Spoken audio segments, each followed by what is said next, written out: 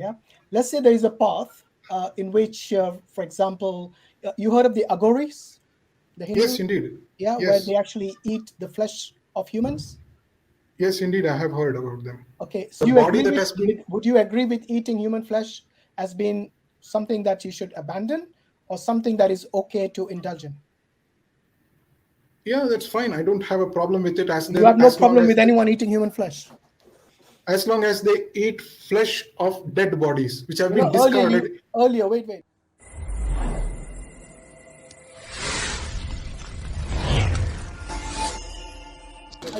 Are you saying the avatars are full Paramatma?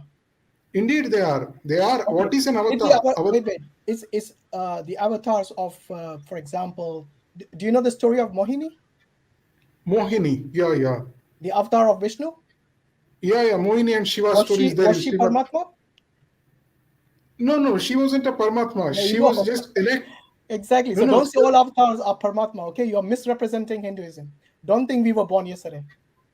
No, these are dramas that are enacted to capture the imagination of people. When the Srimad Bhagavatam is a whole book which is there to capture people who are worshippers of Vishnu. So they had to, cook up these kind of dramas to make people remain attached to these things instead of some mundane things of the world.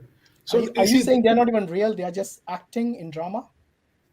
So these are stories, or what we call leelas, that the God enacted, which were captured just for people who were worshipping of those particular deities. For the Shiva worshippers, Ron, let me get this right. Did Ram exist in reality or not? Well, I cannot profess it with 100% certainty. Some people say yes, some people say no. I've got nothing to do with it. Wait a minute. Just now you said they were all Paramatma. Yeah, indeed. Okay, so Rama... But you don't know if they exist or not. That's quite Okay, even if Rama existed or even if he did not exist, the character of Rama is capable enough to drive me away from these mundane existence to something on the divine realm. This is the whole purpose. That makes no sense at all. If it didn't exist, then whatever act or whatever action happened, it's just for clarification then, if they're not important, can you worship Superman and Batman? If Superman and Batman are superimposed with the narratives of infinite compassion, truthfulness, love for everything, non-violence, if these ideals are what they represent and stand for, they are fit enough. Yes. Where do you get those values from, though, objectively? Yes, that is exactly. In fact, in our Patanjali Yoga Sutra, this is exactly what is being mentioned. You can worship anything and everybody who has a heart which is infinite in compassion and truthfulness. So that when your mind is filled with these ideas or these people, then your life will transform. Why do you guys even read Prophet's biography? So that life will transform. Prophet was real, man. Come on. Just a clarification here, Rohan. Kalima that you say. Yes. Infinite compassion and what did you say? Truthfulness, non-violence, everything. Non-violence. Yes. How is Kali represented? Because, in our society, we definitely have thieves and thugs. If they are punished, is it a sense of violence? No. How is she represented, by the way, in idol form? Idol form, indeed, she is being depicted in a form where she's hammering. Go ahead. Where she's depicted in a form where she's actually hammering some of these thugs in the society who are causing immense torment to sane people. So she's worshipped in that form. So it's perfectly fine. Anybody who is attracted to that form can go to that. If not, they can go to Sri Ram. If not, they can go to Sri Krishna. If not, no. Before you move on to somewhere else, so you talked about infinite mercy and compassion. Does that include compassion to the thugs, or does it exclude it?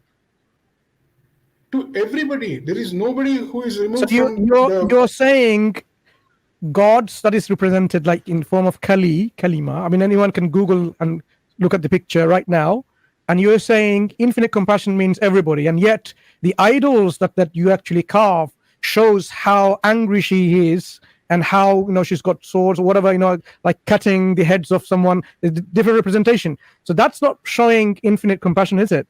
Even to thugs.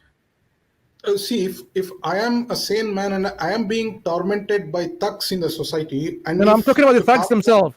If you say infinite compassion, and infinite compassion includes thugs, why does it exclude it? Are you saying it excludes them?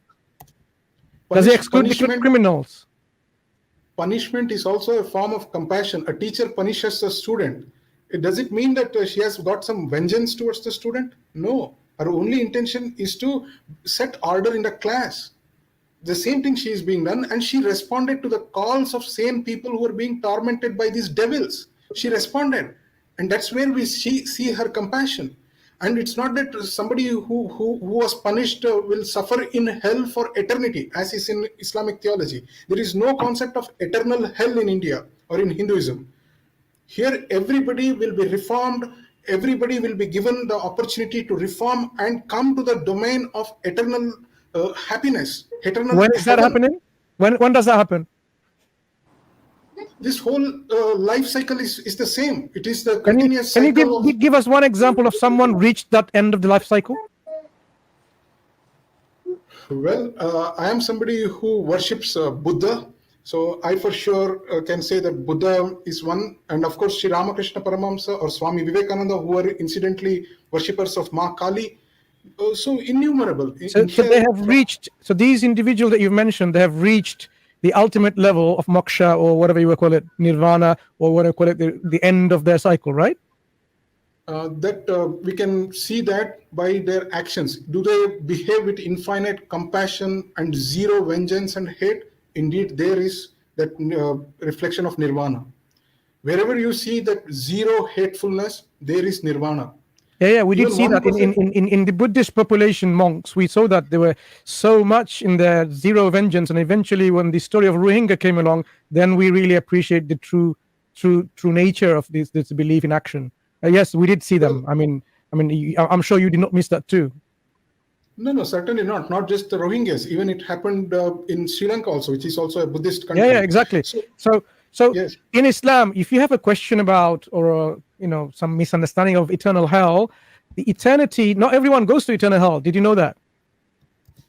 Yes, like for sure, I am going to eternal hell according to Islam, because Hang I am on. a polytheist. Not everyone goes to eternal hell. Did you know that? We don't know what state you're going to die, so we can't be certain. Yeah, but I'm a Many polytheist, Hindus and said I that, and they understand became that Muslim. anybody So who you does never know, shirk. Allah gives hidayah to whom He wishes. By the way, I think Brother Zishan's got something to add, inshallah. Yeah, Rohan, can I ask you a simple question, please? Yes, please, sir. So, just from kind of your understanding, so my view is it makes sense to believe in one all-powerful God, and your view is to worship many gods. So how would you convince me to stop believing in an all-powerful God and no godlings, and to worship multiple gods? What's your strongest argument? Well, at first, I do not want you to stop worshipping that one single God. You are on a right path, and I request you to please stick to that. And to people who really want to, be polytheists, the message is from the scripture itself.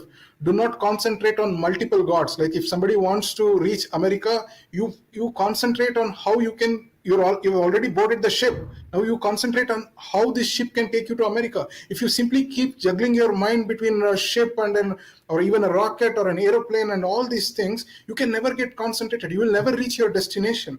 Pick up one path, stick to that. The Lord will bless you, and stick to your journey. The Lord is all merciful.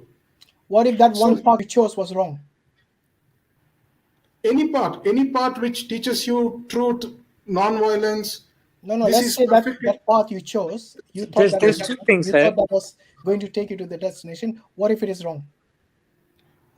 As long as the path has these ideas of truth, non-violence, and love for all, it is not a wrong path. If any of these things is Wait. Rohan, you keep mentioning non-violence and truth and stuff like this. Where have you got this criteria from, and how do you prove it? Well, moksha is something which is okay. The modern science will help you here. If you ever talk to psychologists, they will tell you the more you are a fake person, the more entangled your life will be. So if you want moksha, the more truthful you are, the more blissful your life will be. Okay, let me ask you truthfulness, this, Rohan. Do you think there is, in any truth, can there be a contradiction? when the truth is subjective, there will definitely be contradictions between your truth and mine. When it is an objective So when you truth, say subjective, you mean like man-made, yeah? yes, like for example, if an individual claims that he is a messenger of God, well, that is his subjective truth. It cannot be a reality for all of us. Unless he shows you an objective evidence for that. Yes, that's perfectly fine. Okay, so And once again, in any truth, can there be contradiction? Because once you have a contradiction, would you even term it as truth? well, truth alone exists. There are no contradictions, but the best thing to understand this is through that chameleon. It changes its colors over time. So, what is the ultimate truth there? To understand that this chameleon I'm not talking about changes. chameleons. I'm talking about the truth. For example, I'll give an example. There's you said you can choose any path you want. Yeah. Let's say there is a path in which, for example, you heard of the Aghoris, the Hindus? Yes, indeed. Yeah, Yes. where they actually eat the flesh of humans. Yes, indeed, I have heard about them. Okay, so cannibalism, do you consider it as truth or something which should be abandoned? So please don't use the word cannibalism because they don't go hunting for humans. It doesn't matter. They eat human flesh. That is the definition of a cannibal. Okay, Would the you body agree that with, has been. would you agree with eating human flesh as being something that you should abandon or something that is okay to indulge in? They do not kill a person and consume his meat. The body. I didn't ask you how it happens. All I said is they Yeah. consume human meat. Okay, human flesh. And in my book, that is cannibalism. Yeah, that's fine. I don't have a problem with it. You have no problem with anyone eating human flesh. As long as they eat flesh of dead bodies, which have been discarded. Earlier you were saying about truth, about morals, about this. All of a sudden you're agreeing with eating human flesh. Seriously. This is what happens when you have too many people having subjective opinions, having different philosophies which contradict one another. You end up with, Hinduism is actually not one religion. It's like multiple different subjective philosophies. So as many Hindus, if I ask a question, they will give me as many answers. Okay? Because most Hindus, as you and I both know, do not even read the scriptures. Yes? Most of them are ignorant of the scriptures. And this is something that even the learned Hindus would agree with. And those who are sincere. So when you have multiple opinions of how to reach God Almighty, then you end up with a lot of contradictions. You end up people like Aghori, who are actually banned in many Indian states for that action of theirs, of eating the flesh. Can you please name one state? Wait a minute. Can you please name one state? One state. Wrong information. Maharashtra. Yes, you please. I gave you a state. Go check it out. They have it in their jurisdiction that these people are banned from that place. Oh my God! Can you please? I'll stay go back look it here, up, my friend. If you don't believe me, go look it up. This is something that they have actually written down. I think because there was a lot of issues. Look, trust me. When your child dies or when anyone in your family dies, you don't want it to be eaten by any Aghori. Trust me, you don't want it. Okay? The Hindus and the Muslims both respect their dead. The last thing you want is somebody consuming it after they have died. Wait a second, let me explain. It's not if I don't want my child's dead body to be eaten, I will dispose it off in a certain manner. For example, I may donate it to a government medical hospital for further research on human physiology. This is my choice. Somebody may have an alternate choice. Would you want it to be eaten by an Aghori? There may be somebody who wants I'm asking you, Rohan, I'm asking you, would you want your dead family member whom you loved, would you want them to be eaten by an Aghori? I will say I am very happy to offer my dead body to any of these Aghoris who want to probe what is beyond death. Why not your child? Why not your family member whom you love? That is their personal choice. Who am I to infringe upon their rights and wishes? Okay, good. So you're okay to your body to be eaten by an Aghori? Yes. Very happy. You're okay with cannibalism? Now wait a minute. If I ask another Hindu and he completely disagrees with that, wouldn't that be a contradiction in philosophy?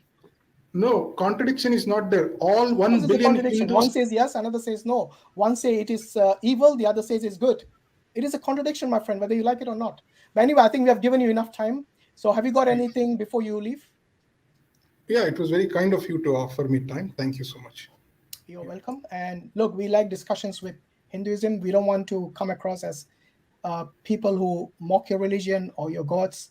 If that did happen, it wasn't the intention. The intention here is to understand each other so that we can communicate with each other to understand each other. And this will, but if you have this will be given more me productive wrong and more meaningful in the bigger realm of things, you know. We were just giving sorry to examples to illustrate, to see how coherent your belief system is. So the examples that we've chosen to use is just to bring out, the heat, of criticism, so that you understand, how coherent you can explain your belief system. Anyway, Rohan, it's a pleasure having you here, and hopefully we will have you in our other streams next time. Okay, take care. Bye now.